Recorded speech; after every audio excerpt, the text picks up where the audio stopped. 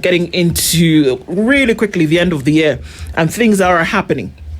They don't really change, and even as they do change, they seem to remain the same. Plus ça change, plus c'est les mêmes choses is what it usually is. What food is that? It's not food. Okay. It's a term. Plus ça change, translated is as things change, they still remain the same. Plus c'est les mêmes choses. Okay. Plus c'est les mêmes choses. Plus c'est les mêmes choses. Yeah, very, very sumptuous. Okay, so even as things get different, they still do remain the same somehow, but we still have the conversations to try and push and make sure that some of the things that we see or sometimes don't see come to the fore. Ndu, Dennis, and Dennis with you this morning as we get into it. We're getting into a conversation around, okay, so do we then just have natural rabble rousers? In terms of what happens in the nation's politics. We're getting into that conversation this hour. And Joachim Simiu is not here yet. He's the Secretary General of the Safina Party, but he'll join us soon. But the one who does keep time is Wanja Maina. She is the Persons with Disability Chairperson of the Jubilee Party, and she joins us this morning as we get into this conversation. Good morning, Wanja. Good morning. How are you doing? I'm perfect. You are perfect. Yes. Karibu sana. And thank you for being here this morning. And even as we get into things and getting into this conversation necessary for us to have, Dennis is going to welcome us with today's proverb. We'd love to hear your interpretation of it. So today's proverb comes from a country called Comoros, the Union of Comoros, now an island nation in the Indian Ocean between Madagascar and Mozambique. Now, Moroni is the capital, and the major islands in this island as well is Grande Comore, Moheli, Ajuan, and Mayotte, administered by France but claimed by the Comoros. It has a population of around 900,000 people. Now, let's go to the proverb. The tree with deep roots fears no wind. The tree with deep roots fears no wind. How would you interpret that? Comoros, an island in the Indian Ocean. The tree with deep roots fears no wind. In my understanding, when we talk about roots, particularly in the African context of rich proverbs, roots means a person who is comfortable in their place. They are well rooted, they are well grounded, they are well prepared and well planned. Therefore, the wind, in my understanding, means troubles. It means challenges, changing dynamics in terms of what is happening in the world. And therefore, if you are well planned, well rooted, well organized, ready to face the challenges, even if challenges come, you will at least you'll have organized yourself in such a way that those kind of destabilizing factors will not affect you 100%. Yeah. Love it. Love it. Absolutely. It reminds me of the typhoon, especially in the Asian countries. And you look at the kind of buildings they have with the suspended foundation. So regardless of how heavy it would come, they would still withstand that. It'll take a knock, but it'll not knock you down. Yeah. There it is. So we're looking into the thin line between loose tongues and party positions, and that it seems as though you can get away with anything. Really, we saw a time whereby you could say or do the very minimum, and there would be somebody knocking on your door to ask you a question or two. Many would argue that still those times. But it seems that once anybody is at the podium or with a microphone, anything then that comes out of your mouth, so long as you are you hold a position in a political party, then you can basically get away with anything. And it seems that those are the times that we've been wading into most recently. Well, let's hear from you. From the Jubilee Party, Wanja, can we or are we seeing a situation whereby, so long as I hold a party position, there's an element of power that plays there? Is it just normal politics that people say what they want, when they want, and how they want? Thank you so much, and happy to say hello to our listeners and viewers, and also to say I'm always very happy to come to Spice because I'm a fan. I'll just start by saying that I was among the people who was very interested in the Standards headline yesterday, Rabble Rousers, where you put 3 quote-unquote dramatic photos of rabble-rousing individuals. I will just start by saying that it depends on where you sit. If you are politically dogmatic and if you are a purist, you will see it as the ill-mannered people who love drama and trouble. But for the pragmatic realist like I am, I think the SGs deserve a little bit of support for doing what they're doing. And I wish to just use one single example, the issue of the broad-based government. At the time when the broad-based, and those of us who are a bit uncomfortable with it, we call it the bread-based, at the time when they came into a very loose and amorphous agreement, the political moment at the time is that many Kenyans, including the youth, were very unhappy with the government. You remember the circumstances around the finance bill. And therefore, even if the SG of a party like ODM would have followed the party position, he's alive to the political moment. He's alive to the fact that his members are youth and they are unhappy with that position. And therefore, for me, I would say that as a person who is pragmatic, they could as well say that this one is not going well. I've been told to do this, but for me, I see it like we are not moving well. For me, I see it as political parties as room where power is contested and we don't have to agree all the time. Does it give leeway then to then be able to say what you want? Or do we say that those who speak in public are actually holding brief for the party and that they're actually putting forward a party message by what they're saying? So we can't hold them to account, but this is the spokesman or woman for the party, so we should understand where that is coming from.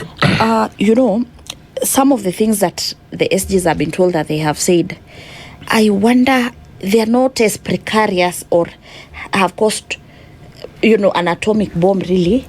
Sometimes it is just the situation that I wish to use examples. Let's take the issue of the united opposition, because I think when you mention the individuals, that is a bit of the context. Now, if you look at an SG of a political party, you see they are also the holders of legal instruments of a political party. Now, by law, you cannot be a member of two coalitions. That is the office of the Political Parties Act, right? So as at now, a party like Jubilee Party is in Azimio by law. And therefore, when there is a lot of pressure for you to say that you are part of the united opposition, the SG who understands the law in the background knows that you cannot be a member of two coalitions at the same time. So when they say that, you can't push us to be in a certain side, and assuming that we would be interested in your side, there has to be some legal issues that are well taken care of. And then some of the things, like I remember in the yesterday's Standard, there was the issue of Narok, where the SG said that DCP party leader had come up with a position that they have worked together with Baba to decide the gubernatorial seat. I would say that some of these negotiated democracies and some of these local arrangements are actually detrimental to our democracy. And here is why. We are four of us here. All of us have political ambitions, and then you are told that some individuals sat somewhere and they decided is to vie, and therefore the three of us have to stand down and forego our ambitions. So I see their roles as even being whistleblowers and saying, no, this is not right. Also just looking at where we are clash with the laws. So I see them as individuals who anticipate, and some of the things that they are doing where they are being told they are browsing, they're actually inadvertently protecting our democracy. So, a secretary, can we able to separate an individual from their position as Secretary General and say the opinion that has been given, that is a settled opinion and not the position of the party? Yet, whatever it is they're talking about seems to be in the political sphere. Are we then saying here they were speaking their mind, but not the position of the party? Are we able to separate that? As I said, if you are a purist, the way like the media says, the person we hosted here, these are their personal views and do not necessarily reflect the views of Spice. Ideally, that's a whole disclaimer there. But really, if you agree with me, they say that personal is political. And how we are operating now, and that's why I even love the Standard. You have become very bold in terms of journalism. Yes, it is a Standard as a personal entity, but it's political in the sense that it is responding to the challenges of the country. So if you want to create a very thin, clear line, Well, we can for the vibes, but really, if you look at some of these things, personal is political. Everything is tied together. If, for example, you say that we are not part of the united opposition now, this is because you are forcing our candidate to stand down and harass us. It means the SGs are responding to the pressures of the branch officials who are very unhappy when their candidates who have worked so hard are told to stand down. That line is not as clear and as clean as we would wish, but I would imagine that the SGs are even better placed and are at a very good vantage point to understand, because they are the main administrators of the party. Therefore, when you say that we have decided, then they are dealing with the delicate dance and the politics of the branch chairman, 47 counties. They are dealing with special interest groups. They are dealing with the media. So some of the things they say are contextual and they are informed by many things beyond this is the party position. Remember, the politics of Kenya is very dynamic. It changes every other minute. So even their positions could change as we progress. But I see them as individuals who understand they deal with too many moving parts, and therefore sometimes when they say something, it is informed by many factors. Okay. My question is, do Kenyans vote for individuals or for parties? And I ask this because when we talk about party allegiance and representing parties' views and your own individual views, then as a politician, you're looking at, and you said, it's also about following the law and this united opposition, the idea of just, there is by law what is on paper, and therefore you can't just come out and say, okay, we're standing together with the united opposition. Before Jubilee, what was there? Before Jubilee Party, for example. Well, Jubilee Party, we started as TNA. Yes. And then TNA got into a political coalition that formed Jubilee Alliance Party. And then in 2016, there was dissolution of 14 political parties, including URP. There was even the one who passed on from Kibwezi, alikuwa Tip, and 14 others to form now Jubilee Party. So when you ask which one was there, it has been a process of forming coalitions, recreation. So yeah, that is the answer. And so there goes my question. So do Kenyans then vote for individuals or is it parties? Because if you're sticking to the law and saying, okay, if you're representing your own personal views or it's the views of the party, Kenyans have seen time and time again politics of convenience, where if it's not convenient at the moment to join the united opposition, for example, what are the stakes? Then if the stakes are not in the party's favor or the party leader's favor or the officials in that party's, then they will not. But if they do, then they will come out and they will throw the law out of the window and they'll be like, okay, now we're working together. Do parties really care about these nitty-gritties of the laws you're suggesting? No doubt. You see, the beauty of it is that for us to understand political parties, we have to understand them from the point of the constitution. Because before then, we've had like a history of single party rule. You remember the 90s. But now the beauty of it is that now with this constitution, towards up to 2010, there was a formation of the Office of the Registrar of Political Parties. So that is the registrar, regulate, telling us comply here and there. So in terms of the legal compliance, we already have a watchman who is always telling us, no, here, where are the women? So in the strictest sense of the law, we have already someone who is always pushing what. But then again, and that's why I was saying, we just have to be realist, at least for a moment. In Kenya, we have 290 MPs and 47 women reps. So therefore, our parliament has around 349 plus nominated, for example. Of all the 349, only 10 MPs are independent candidates. 339 come from political parties. So to answer you is to say that Kenyans do not love individuals who are there alone. Okay. If that was the case, then we would have more independent candidates. But if that was not the case, and this is why we can look at the fact that individuals are the ones who rally support around themselves to form parties. Yes. That's why you have the proliferation of political parties in the numbers that we've seen over time. Yes. Because if I am part of an outfit, which for this all intents and purposes we call a political party, and I do not like what has happened, or I am edged out for one reason or another, do I go and join another party? No. I go and can I form my own? So people coalesce around the individual. How many times have we been told that in order for you to secure a nomination, you have to see someone, and usually that someone is the party leader. So, whereas it could be parties that people go to, there is an individual, there's the queen bee in this whole thing, and it is an individual. We coalesce around individuals. The party just becomes a vehicle for expediency. But it is the individual that is drawing all of this attention. And that's why when we think of a party today in Kenya, we can connect it to someone. Name them. You name the party and you go directly to the party leader. Why is that? It shouldn't be. We should be able to see parties and connect them to the issues that they fight for. But we don't. In the US, for example, when you talk about things like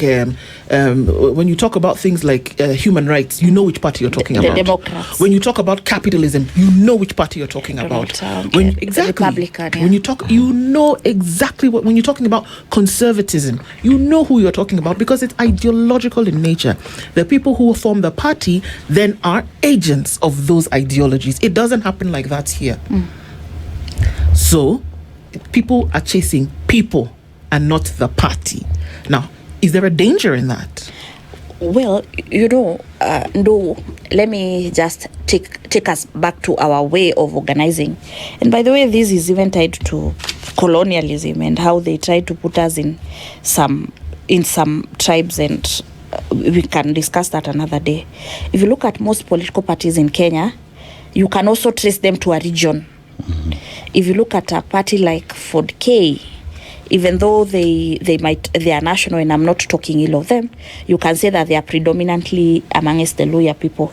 If you look at the party like ODM, you can say they are predominant in Nyanza, but they also have roots in Nairobi. For our party, at least for now, I can say we have in a way we are national, considering that we have a governor in Isiolo and an MP in Lamu. But then again, I think that is the reality of our political situation as at now. But I also wonder if it's a Kenyan problem per se. If you go to Uganda, for example, you don't even know the name of Bobi Wine's party, but you know Bobi Wine and whatever he's creating. BCJ has enough problems already. And even NRM truly is just Museveni's platform. If you go to CCM, for example, you can just see the tentacles of government from the top to the bottom. For me, I would say that in an ideal situation, political parties around the world should be issue-based. But in our Kenyan way and how we operate, it seems like the very nature of political organizing is winning the next election. And that's why you see people changing coalitions. ODM was CORD, and then it moves to NASA. Then we're in Azimio. Now we are like in the fourth coalition, for example. Is it the way it should be? If you look at global example, the Labour, the Conservatives, and how they hold each other to account? No, it's not. But now in Kenyan position, and I remember of particular interest is actually ODM in this context, and here is why. The party leader of ODM said that Sifuna is talking my position, don't be hard on him. But then Sifuna is saying we are in opposition, but now we have a broad-based arrangement with the government. The line gets blurred by the day. So to answer you and to just talk about the politics of convenience, as Dennis and Du have asked, well, I would say that it is, if you look at it, really, there's an element of tribal and ethnic mobilization in terms of political formations. There's also coalescing around individuals. Yes, that is a fact. But you've seen parties attempting to talk about issues. Our party leader, because we painted the town red last Friday, Jubilee party. Yeah. Yes. And our party leader attempted to get us, to remove us from this narrow way of thinking that here we are better than everybody else, to actually align and state the policies that we're able to advance, Linda Mama, issues of security, issues of education, so that now we can also start expanding our minds and having some form of higher order thinking that we are advancing issues. So to talk about political parties broadly in Kenya and in Africa, a lot is to be done. Are we able to get away from politics that focuses on what an individual is pushing, but to what one would say a manifesto, say a Jubilee's manifesto is this? Are we able to say, as much as this is a party leader and this is what he has said, our party position based off our manifesto and instruments of power that we have and ideologies that we have. This is what we're pushing, because most of the time you find that what the party leader will say, that is what becomes law. Are we able, because they say the party is for the people, then are we able to say that the people, the members of Jubilee, this is what they're pushing and not what the party leader is pushing? But even the party leader is part of the people. You know, I think one of the things... Is he greater than the members? Not quite. Actually, in any political party, in the organogram, the toppest decision-making organ is the National NDC. Delegates Conference. And that's why you see most political parties are doing their National Delegates Conference.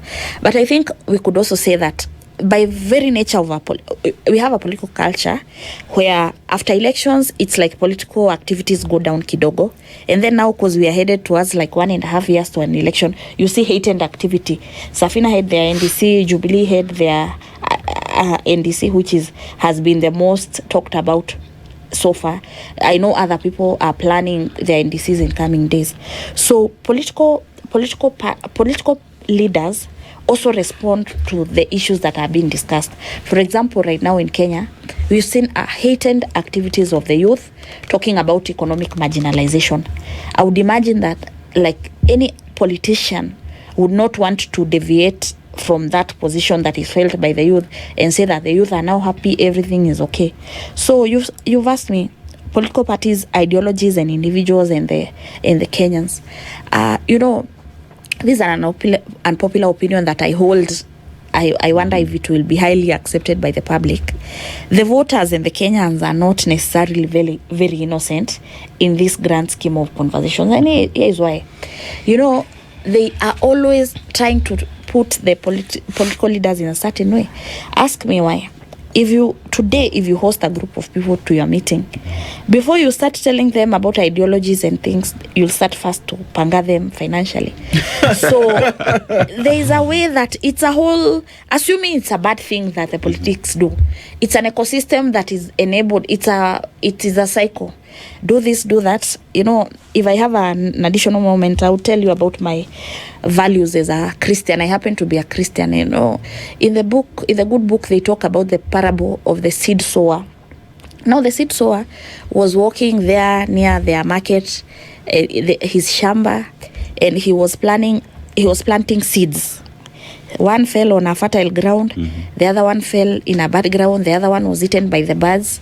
Now, of interest to note is that seed sower had the same seed. The question was where they fell. The ones that fell near the bud, they were eaten, the others were stepped on, and the others did very well. The very nature of political organizing in Kenya also falls in different grounds. And for the purposes of this example, the grounds is usually the voter and the people we interact with. Sometimes they are the ones who push us, even they mislead us actually. So they are not entirely innocent, and that we are planning all seated there on the top planning bad things for them. They'll push you in a certain direction. They'll say, wewe ujua tunachagua suti. They will make for you an alignment. We have 6 ballots, tunataka hivi. So those debates around we are dealing with individuals and not parties do not arise, because if that is the case, then we could have examples in county assemblies and in parliaments where individuals voted for individuals and not parties. In Murang'a, for example, all the elected MCAs are from UDA except 3. Do you think that as they do that, that they're considering the position of the party when they're making decisions, when they're voting? Are they considering the position of the party, or are they considering the desires of the political leader of the party? But you see, politics is about campaigns and manifestos. If you come here before them and you tell them, now you have had dynasties, the rich, and now we are the hustlers. If you are so juicy and dramatic, they will think that you are the one who is lifting people from the bottom to the top. How you behave after that is a whole different ball game. So the thing about politics and campaigning, that's why people campaign. It seems like you have to get the juiciest lie so that the people can love you more. But people still go along with the lie throughout the 5 years or however long the term is going to be. I'm talking about individuals who get on the party ticket, as it were, to get to where they're going. They still continue to play the tune or dance to the tune. Because that's what I'm saying, that when we look at the very least in terms of representation at the MCA level, going to member of parliament, you will find that party positions dominate over people. Yes. Oh, the people who have been elected. Yes. Yes. And that is, yes, party positions. That's why, you see, I wonder why it looks like an entirely bad thing. Because let's take an example of the UK, for example. We have the Conservatives and the Labour. The one that is in government is the Labour for now. Although they keep changing, they have a high turnover of prime ministers. But for the purposes of this example, there is a particular direction that the government, because when you are, let's say, let me even go back to Kenya. That's why we have the leader of the majority, because they are trying to advance the position of the government inside of the parliament. There is nothing abnormal about that. That is how it just works. So hardly their job is to whip them in a certain direction. I wonder if it's always the correct decision, for example, on the issue of selling Adani or the issue of the finance bill. But it just so happens that if you are the party in government, at any given time you are whipping your members to the right direction. But I'm going back to my original point, that for people to achieve nomination, even whatever MCA, member of parliament, there is a ring that they have kissed. So when they're making decisions later on, having won a particular seat, do you really think that they're making those decisions because it's the party position, or they're remembering the ring they have kissed? That's my point. But they're not, you see, because if they were, they would be able to say at some point, actually, you know what, I'm a member of this party, but I feel as though this direction that we are taking is wrong. But because of the fact that they're subservient to the character who leads the party, they will say yes forever and forever, even if they disagree fundamentally with what has been said. And I think that's the problem, because if we were based on ideology, if we were based on issues, then you would see the line being told that if somebody's going to go in a particular direction against the economy, or if the decision that they've made would be a faux pas, they would then be able to say, actually, stop, guys, we can't do this, because it goes against the fundamental reason why we formed in the first place. But that's what I'm saying. Parties are being used as vehicles for individuals to get where they are going, not because they necessarily agree on a particular point. Yeah, true in a way, but no, don't you think you could also give a few a benefit of doubt that they didn't kiss a ring, they were just competent, they were those the best. The 10 independents that you're talking about. No, but we've seen, for example, if you go to, without looking like I'm promoting any side, you sort of look at, let's say, Homa Bay, and you see that the governor, against very many challenges, really pulled herself by the bootstraps to actually try to, to support her county. What I'm saying, instead of focusing on painting it too negative that they had to, some people were subjected to actually competition. And let me give you a perfect example. I'm sorry, but interestingly enough, I don't necessarily think that it's wrong. What I'm saying is, if that is the way that it's going to be operating, then call it different. Don't call it democracy, and don't call it that political parties in the original design were meant to follow ideologies and issues. Then say that Kenya is working out its political partyism in fear and trembling in another sphere. Don't try to fit a square peg in a round hole. It doesn't work that way in Kenya. We've seen. But democracy is work in progress. Now, we had used the example of the Democrats and the Republicans and the Labour. But the Conservative Party attained 100 years, I want to believe. I think we should also try to be contextualized. Until 1991, Kenya was a single-party democracy. We are being ruled by a dictator. It is only after 2002 where we saw a semblance of multipartyism. In a country where political parties have only been allowed to exist and set up structures for the last 20 years, we really have to give them a little benefit. Otherwise, we can't use our example to compare ourselves with. Even CCM, by the way, has been there for 60 years, if not 70. The Conservatives are over 100 years, even the Republicans. In a country where we've come from repression and oppression, in a country where Moi and Kanu are the bosses of everybody, we have seen attempts of multipartyism in Kenya for the last 24 years. We can't use that high yardstick ya huko juu to compare ourselves. But we should. But one would argue that that yardstick is what must be put in place for us to move in the right direction. And I hear where Ndu is coming from.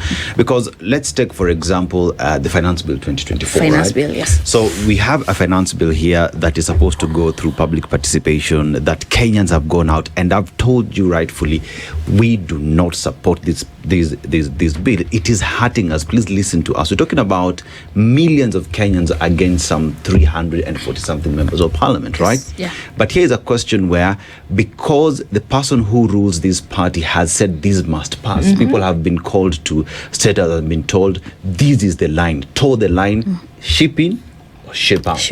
You know what I mean? So at that point when we're talking about individuals being able to stand by themselves, understanding that the power that they have been donated to them by the people, but choose to listen to one individual who has their own interest, are we able to say as parties, even if this is what the party leader is saying, I'm sorry, sir, but we serve Kenyans. And because we serve Kenyans, this is the direction we are taking. Are political parties able to go against their party leader's position? No, in that case then, increasingly, the line between some people would say the executive is in bed with the legislature, or the line has become, there is no line anymore. No doubt that Parliament, in the strictest sense, should be independent of the judiciary. Not the judiciary and the executive. And that's why if the finance bill is brought by the executive and their budget people, the parliament should be able to do the public participation in a nice way and say, watu wamekata. But now, that is the way it should be, and that is the way it should be even by law. However, in our peculiar, there's an individual who referred to Kenya as a peculiar democracy, when he was writing about how we behave. And then now, because of our peculiar nature, you find in Kenya, for example, the Speaker of the National Assembly, Wetangula, is also a principal in the Kenya Kwanza government, therefore makes him part of the executive. The line and the lines are so blurred, even if at all they exist, and therefore it becomes very hard even for the parliament to be a watchdog of the people, because ideally the MP should never contradict the feeling of his people, because ideally he's just one person talking on behalf of many, a representative democracy. Is that what we experience or what we see? No, we have seen over and over again the Kenyans, like when the issue of the finance bill, when the president now called the parliamentarians there in the State House, and then he said he has changed his mind, what Adani, you could tell them excitedly saying, Igwe, now they were happy with him. Then I'm like, so you people are saying that you don't have even a position of your own, you just have to be at the mercy or being twisted by the executive. Is it the way it should be? No. Is it things that it's more or less like things as they are versus things as they ought to be? And that brings me to the next point. In the next election then, Kenyans should think harder around the individuals they are electing, around the political parties they are becoming friends with, but also around how they are warming up to campaign sloganeering, because so far they just fell inaitwanga hook and sinkers, but kimewalamba. I have a question here. As taxpayers in this country, including yourself, Yes. There's an allocation of billions. I was just trying to look at the figures, the current figures. Billions every year to political parties under the Political Parties Act.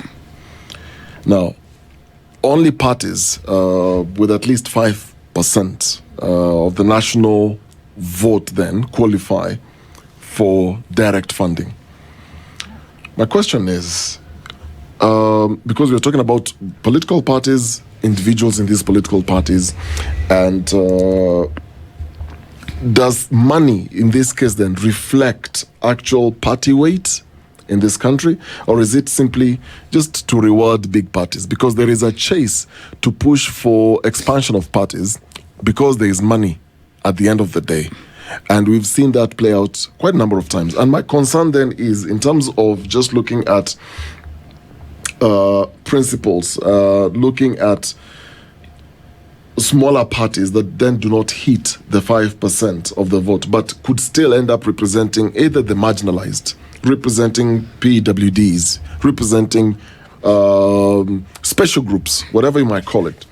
Should they then get proportionate support because they may not necessarily have the 5% and above, but in this case, it appears like we're rewarding weight, but at the expense of what? Because should then weight be measured only by votes, also by developments or contributions to a democratic space? What's your opinion? Yeah, that's an interesting question, really. In the past, actually, a lot has changed after 2022. In the past, it was actually, you had to have a certain number of people in parliament.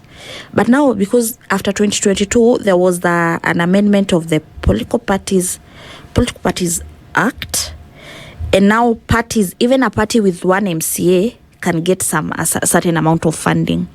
So traditionally it was before 2022, it was the ODMs and the Jubilees and the big parties that used to get money. But now I can tell you for sure that even parties that do not have a lot of legislatures actually do get funding, albeit not too many.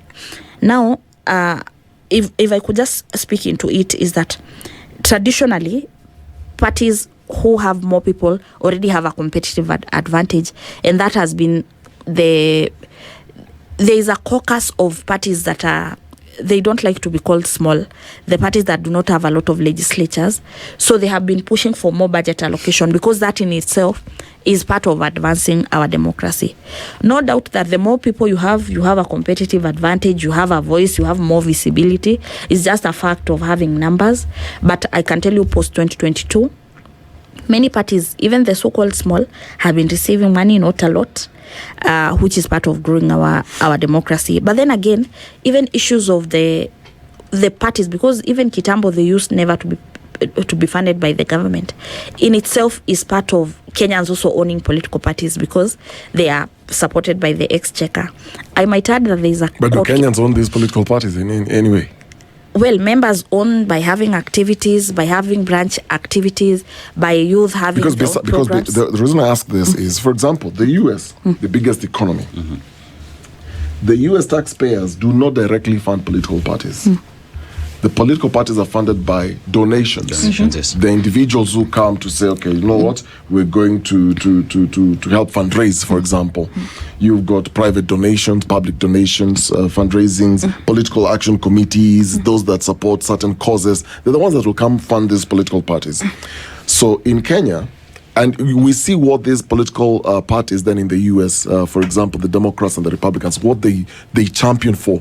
People understand, even us Kenyans who are not in the US, understand who a Republican president, what they represent. You look at Donald Trump, we know when he speaks, this is what he stands for. Absolutely. And this is the party's position, together with the people who back the Republicans. If it is Democrats, we know their ideals, we know their values, we know what they stand for. In Kenya, we can't confidently, if you were to do a poll and ask Kenyans, what does Jubilee really stand for? What does ODM really stand for? What does UDA, for example, stand for? And yet, taxpayers are paying billions to these political parties, but the political parties are simply outfits for the politicians. There is no general feel, at least in my opinion, I stand to be corrected, there's no general feel that these parties are representing people. They're representing a certain group of people, and therefore, from the beginning, from the party inception, to the very end, this is what this party stands for. Because what we always see is outfits changing. It's the same person changing outfits. So for political expediency and for elections, so you'll realize that, okay, so TNA changes to Jubilee. Then at some point, Jubilee might change to something else. All because you want to coalesce around individuals for political purposes. Then, if you talk about manifestos, not so many people understand or even know, okay, what is the party stand on abortion, for example? What is Jubilee stand, for example, on issues of agriculture, for example? What are the things that you're pushing for on the economy. In fact, we are told that there's one consultant who writes a generic manifesto that others will now then tweak and adopt for themselves. Yeah. Actually, it is because I love to follow the UK politics and the American politics. It's actually to be admired. You'll find like if there's a minister of finance, there's a shadow minister who is always countering their policies. We have a long way to go. But if I could speak a bit about financing, that financing issue is a nightmare, and here is why. The IEBC, there was a law there was a proposal that they sent to the parliament to have something around campaign financing bill act something. So basically, the more money you have a competitive advantage in terms of voter bribery, agent bribery of everybody. So they had attempted to present a law that will cap a certain amount where you have to disclose even your source of money. I would imagine if it is affecting the people who are vying, it would also, in a way, affect the political parties. That law is yet to see the light of day, and the parliamentarians, for some reason, do not like it very much. So on the issue, for obvious reasons, but even the IBC, there's something they wrote, and they said some of the things, like in the issue of boundaries delimitation, they said there are some of the things we sent to parliament, they are yet to give us a feedback. On the issue of campaign financing, for example, there are those people who spend 50 million, there are those who spend 1 million. That area is ridden with controversies. You never know. Some people have said there was even, when they were trying to make that law, they said that even terrorism money could make it into political organizing. So it's yet to be legislated, and for some good reason, nobody wants to go to where it is. Political parties in Kenya, honestly, require broadly to read the mood of the people, and that's why, as you are saying, there seem to be iko kwa mfuko za watu, individual outfits, but then again we also have to be cognizant of some of these issues that are affecting us, and that's why I said ethnic mobilization. Parties are formed. Traditionally, political organizing in Kenya was around a regional kingpin who is advancing the interests of the Maasais who have been left from the government for so long. So that will be him and his people advancing their issues. Now us, we are the Kikuyus, we pay a lot of taxes, we need 1 man, 1 shilling, then we have our outfit. But then again, a lot is changing. In 2022, moving from the traditional political organizing of tribes, we saw a new model of social economic, the hustlers vis-a-vis the dynasties and the people with money. That was a new organizing principle. As we move forward to 2027, I anticipate issues of the youth, the old versus the young, the intergenerational tension, also forming how we organize and coalesce. In my view, I see it as some form of advancement from our tribal outfits to social economics, now issues of the youth and the affairs of the youth. Are we there yet? No. But how we do our political organizing, honestly, it's a bit dramatic. If you look at URP, for example, it was called United Republican Party. And now it is UDA, United Democratic Alliance. You ask yourself, within a period of 6 years, how did a Republican become a Democrat? You know, it doesn't tire because it was never meant to do that in the first place. I think people sit down and discuss, okay, what should we call our party? Yes. Come up with just a name for registration. And then the person who owns the party, because we've heard there's quite a number of, it's not necessarily a party stand. Mm-hmm. I've heard, for example, in the case of ODM, I know they're not here to defend themselves, but you will hear conversations around if Baba says right, we go right. If Baba says we go left, it's not about if the party says. Unlike these other jurisdictions we're talking about, where it's not an individual, the position is around the party's stand. It's not around an individual. In this case, if former President Uhuru Kenyatta says it is this the direction, everybody coalesces around that direction of this one individual. It's not necessarily about the party or the delegates. Even these delegates meetings we normally do. For example, is Donald Trump the head of the Republican Party? Donald Trump is ahead. No. Exactly. No, he's not. He stands as a candidate and goes to the party and is nominated, presents himself amongst others from within the party. But in our cases, we'll do a delegates conference meeting, but vitu zilikuwa decided kitambo. And you see, Okari, that's where the problem is, because we say that this party belongs to the people and the members of the party.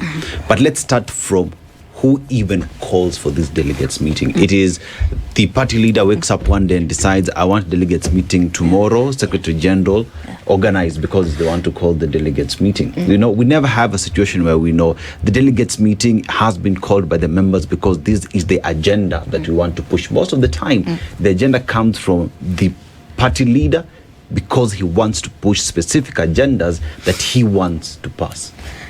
Well, I think maybe that's what sets our party apart, because certainly our leader does not wake up one day and calls us tomorrow.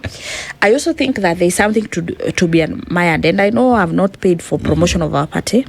If you look at the other parties that have had their NDCs, you've noticed all of them have said who is their presidential candidate. But in our party, you notice that we didn't talk about that. We just talked about putting our house together. In any case, we've had enough litigations and harassment by the government in the last 3 years. So in our party, just like taking best practices from the Republicans and the Conservatives, all individuals who are interested will present. No doubt that, you know, there will always be a first amongst equals. So that sets Jubilee Party apart in that aspect. But then again, I think broadly, when we're talking about political parties, and by the way, political party organizing is so important because it's the pathway to power and pathway to formation of government. I think as a country, then it is a big homework on all of us to actually see how we shall strengthen these systems. And now that we are here, the Gen Z, they said they are forming their own political party. I've been looking at them, and from how I'm seeing, they are not moving with speed as it should be, knowing where we are as a country. But I would encourage them to actually join the existing political parties and probably help in pushing for this change. Do you think that we're going into not going to, I think we're in the throes of election season already. We are already, yeah. And then there are individuals who may not have shown their hand at the moment, but they would like to put themselves up for consideration for office. Do you think that they will select parties based on these plans for the future in terms of the economy, in terms of social justice and the protection of human rights and constitutionalism? Will they select parties based on those, or will they select parties as avenues, vehicles to run in an election because of the traction that a particular party has? Which do you think they're likely to select, and for what reason? Your average candidate like me, I'm seated there in Gatundu. The intention is to vie and the goal is to win. Yes. Therefore, I'll be informed by many things. For example, my people, which party are they talking about the most? Oh, there you go. They will, because that will, we said we are dealing with the pragmatic realist, not the dogmatic purist. I'll be looking at which party the people love more. I'll be looking at the party that would increase my chances of winning, because even in Kenya, and we are in the media even, you people define the race. You talk about the 2-horse race. Even you can see on broad daylight which is the horse, which one is not. But then again, I would imagine that will change. But so far, really, people look at where their chances of winning are. In any case, we have seen people in parties that are well organized. Certain, you can just tell that, for example, the top 3 political parties in Kenya have almost 90% of all elected legislatures.